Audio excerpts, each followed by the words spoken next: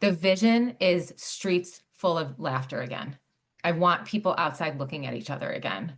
It's having such a negative effect on us, but our kids are missing out on their childhood, and that's what made me so upset in 2008, and I'm still upset about it now. And I'm glad we're finally having people realize that this has been a problem. Welcome to the Five Questions podcast, where we unlock real estate and business insights one question at a time.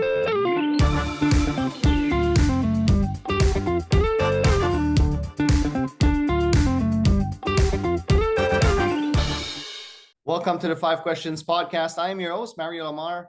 Our guest on today's show is a creator of Planet Fassa, a screen light movement and creative brand helping families reclaim imagination, connection, and real-world joy. She's also a coach, an entrepreneur teaching adults to break the chain of tech overuse.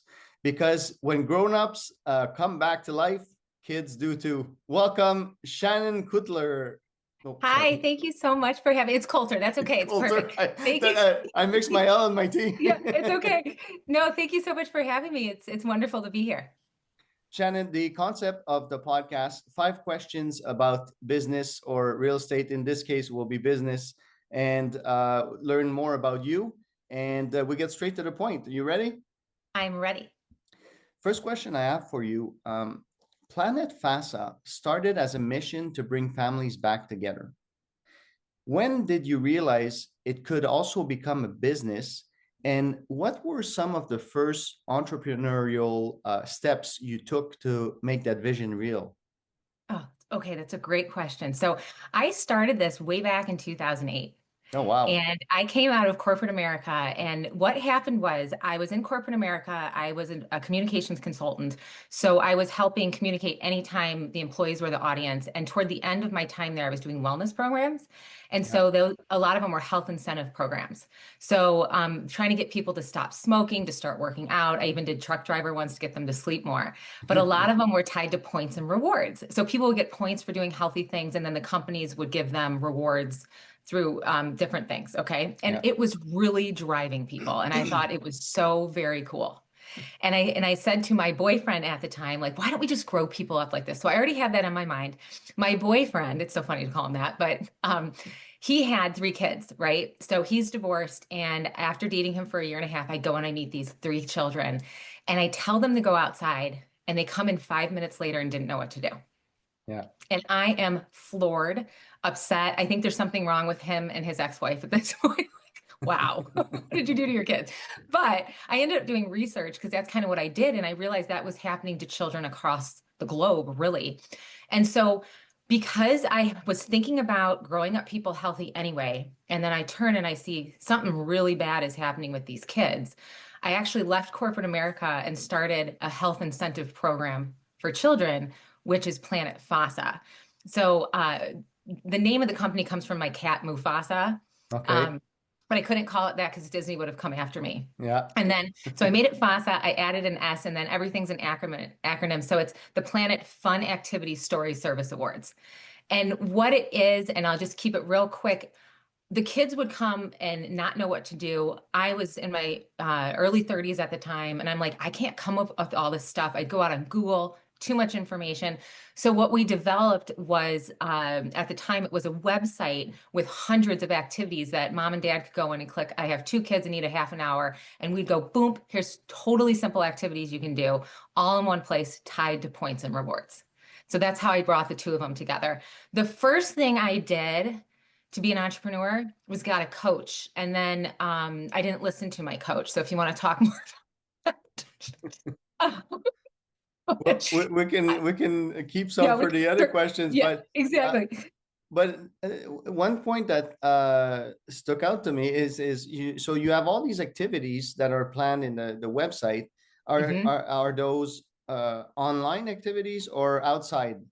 Offline. All Offline. offline activities, but I wanted to keep it on an app that back then it was a website because we need children to learn how to use technology, and that's how we get information to people. But they're offline and they're simple, super simple things, but you're not going to think about them in the moment as an adult. Okay. You know, like if you name a bunch of stuff like freeze tag, hot lava monster, all this stuff, it's simple, but I wanted to give the parents help and I wanted to incentivize the kids with points. You know, It's because then they're almost like, oh, when I do that. Yeah. well, this is good because kids get incentivized with, they trying to win something, even Right. adults. Yeah, I Um, know, right? Anything with points. so Yeah. it's like a recipe book for games. Absolutely. Yeah. And I just That's wanted it to brilliant. be super simple. And I tied each activity to points, that heart, mind, and body points so Yeah. that kids could get a big variety and that we are all heart, mind, and body. So we wanted to make sure you're getting all three things. That brings us to our second question. And now, knowing what the product is, you're competing for attention in one of the toughest space. That includes families and TV Mhm. screens or screens in general. How have you positioned Planet Fassa to stand out and reach the parents who need it the most? That's an excellent question. It has been a journey. And when I came out with this with my husband, back in 2011, we did a website and that's where when apps came out. Horrible timing. And there was no market for this because people didn't understand what screens were doing to kids. So we were really early. Yeah. And so now I came back out with it. I started coming back out with it, really coming out with it earlier this year because people are starting to see the consequences, especially in our 20 somethings.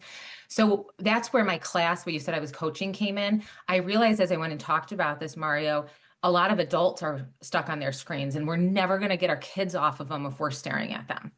So I'm working on educating adults on what it's doing to them and their brains, and then saying, hey, if it's doing this to your fully formed brain, what are we doing to our kids? The thing that makes my app stand out, there's a lot of activity apps out there. Mine is the only one I know of that's tied to points and rewards because I don't want the parents. The idea is like, I don't want the parents chasing the kids down to do them. I want the parents to be like, oh, I want my FAFSA points, right? Yeah. Because then I can pick, and the rewards they get are like picking dessert that night. It's stuff you're going to give them anyway. We're just incentivizing them.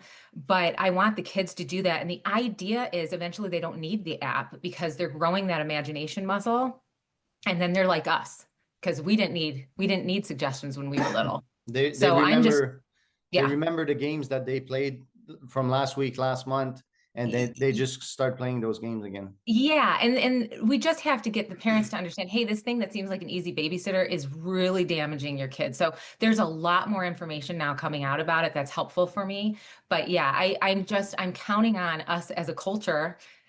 We've got to lock arms to save our kids because Yeah. we're seeing the 20 something year olds right now and it hasn't gone well for them. No. And I was going to ask that, you touched a little bit on it, the point system and the rewards doesn't come from your platform, it comes from the household. Absolutely, because I don't know your kids. So Yeah. you might have a child that, we all have different personalities, but you might have a child that spends 2 seconds on one of the activities and wants their 200 points. And then you've got Yeah. another one who like plays for 3 hours for the 200 points, right? So you're going to be able to see rewards. You also know what makes your kids excited. So you might have a child that would want 1,000 points to stay up for 5 minutes. So we just give you kind of like, here's some suggestions, but you set them up. You can determine how many points that it is. So let's say they love going to grandma's house and you're having a hard time getting them to do stuff. You set that for 10,000 points and you pick all body things because you want them to move. So I wanted to leave it in the hands of the parents, grandparents, who's ever signed up for it. Another thing that I love about it is the kids get points for talking to their parents. So there's an activity, I give a challenge where they do something different. And then we give talking points. So they're like, oh, I see you did this. And they can talk about it. It's not just the, hey, you got home from school. What'd you do today? Nothing, that whole Yeah. thing. So you're like, well, you're going to get more points. So I know that some people are like, oh, you're doing this and giving kids points. I tell people that's Elf on the Shelf. It's Santa Claus. We manipulate our children all the time. It's fine. And you don't have to use the point and reward system. But yeah, I thought it would be better for me to leave the answers to those questions and the rewards in the parents' hands. So this podcast is usually about real estate or business. So now that we know the product, we're going to dive more into the business aspect a little bit. Awesome. Many purpose-driven entrepreneurs struggle with turning passion into profit. How have you balanced your mission to help families with the need to build a sustainable business model? That's a really good question. I think the biggest thing that you have to understand, and I have learned this probably in the last 6 months, it's okay to ask people to pay for what you're doing. And it's okay to do that because and it really, like, this really took me a long time. If you have a passion towards something, you know more about it than other people. You are a thought leader in it. Yeah. So, and that took a long time for me. So if you go out and do podcasts and you talk on podcasts and you're constantly doing the information, you are a thought leader. You have something to offer. Like, to me, some of the stuff I say, I'm like, I just knew that. But that's just because that was something that occurred to me. You know what I Yeah. mean? You can ask me real estate questions and I can show you my imagination. It won't help anybody. I'm just kidding. I'll come up with some stuff for you now. But I think it's really good. It's also good to talk to coaches and listen to them, as I was saying before. And what was really good for me is my passion was to help people. And so I came out and I figured out all the ways that technology is hurting people. And I'm not just going and talking about that, I'm offering a solution. So Yeah. I really think solutions are a great way to sell your passion. If you fix a problem for someone, this Yes, they needs, I mean, you can do it for free, sure, but there's two things. Is the person really going to appreciate it if right. it's free? And second thing, your time is valuable. So, you put your efforts where you can make some money Yeah. while helping people. So that's how great businesses are built.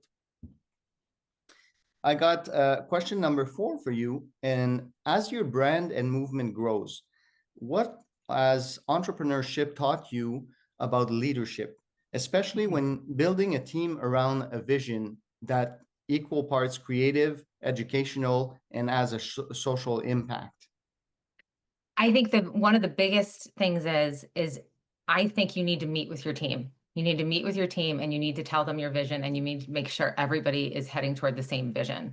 And then you need to trust the people you've hired. Yeah, I really like the book Who Not How by Dr. Benjamin Hardy. Like, that is very helpful. So there's a couple things, like, you need to make sure that the people you're hiring understand your vision, are really working toward that with you. And then you also need to trust them and actually let go of the stuff, because as the business grows, you can have decision fatigue yeah. and then everybody's going to fail if you do that. So that's basically been my thing, making sure I have the right people in there, knowing if it's not the right person and parting ways with that person, right? Yeah. But then just always moving toward the same vision and letting people do the job that you've hired them to do. I agree with you. Clarity of where your vision is going and where you want to go. And then you pick people that align with that, and you, Mhm. you move as a team. And you said something very important, knowing how to let go. And sometimes it's not easy because we get emotionally attached, we become friends. At the end of the day, it's not creating friendships here, it's running a business. So Yeah, and people have a hard time to changing their hats, right? So it is hard, especially when it's a small business, because you yeah, do become friends. So I think that's another thing to put out there, Mario, is you need to have goals for people to yeah, meet, because then there's something to measure it against. absolutely. Okay, Shannon. Well, it's a short podcast, but we're at question number 5 already. What's your long-term vision for Planet Fassa as both a movement and a business? Are you exploring, I don't know, licensing, partnerships, media, tech-like products? What's the vision for your All of it. company? All of All of it. it. So, with my Break the Chain course, that's something I'd like to go in and have companies do as like a continuous learning for people. I would be happy to license that, because this isn't about me. This is about getting us to understand how technology is kind of warping us and taking us apart from each other. For Planet Fassa, right now, I've got books that go with it, and then an app that's coming out in 2026. The idea is to just keep growing kids' imagination muscle, like I said, so they end up being more like us. The future of that, oh my gosh, I would love to have stuffed animals, major dream, but eventually, and this is going to sound really weird to people, but eventually I'd like it to be a website. So how does that work?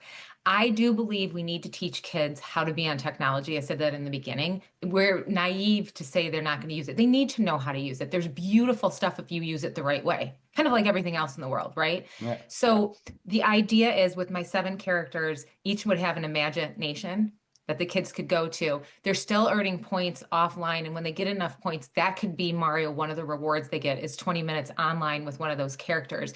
But the idea is when they're with the character, they're doing something productive. Like right now, you and I are doing something productive on the screen. I've got a character who's very motherly. She could teach them how to bake brownies. And then they can go off and earn more points actually baking brownies with their sister or something. So that's the end goal for the business. The vision is streets full of laughter again. I want people outside looking at each other again. It's having such a negative effect on us, but our kids are missing out on their childhood. And that's what made me so upset in 2008. And I'm still upset about it now. And I'm glad we're finally having people realize that this has been a problem. We see what happened to Gen Z. They were the first generation to go through puberty on social media, on smartphones. It's had a horrible effect on them. And so I'm glad we're stepping up and saying, hey, let's not do this again to another generation. And I do want to say, because that sounds so depressing, the good news about all of this is our brains can be rewired. So everybody can change from this. Like we just need to get offline and see how awesome it is again. So that is my vision for both things. And talking about rewiring, sometimes it could happen faster than you think. People sometimes are afraid or scared of changes because they see this big mountain, but all it takes is a couple of weeks, couple of months of intense efforts or routine changes, and you're there. And I like to use this analogy. It's the analogy that you were eating poorly. You were eating poorly, you've gained a bunch of weight, and you decide, you know what, even if you haven't gained weight, you just feel bad, right? So you're like, I'm going to start eating healthy. So you start eating healthy, you start eating healthy. Then you're on a road trip, and the only thing on the road is McDonald's. Okay. Yeah. You go and eat that McDonald's.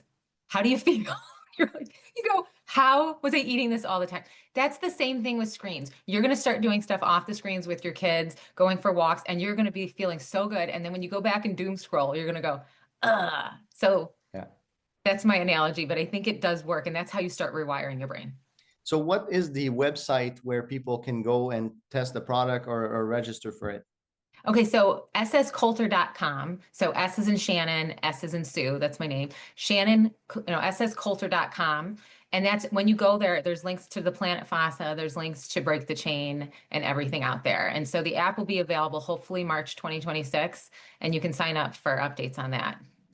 Shannon, it was a pleasure to have you on the show today. I really appreciated your insights, your contribution to the world.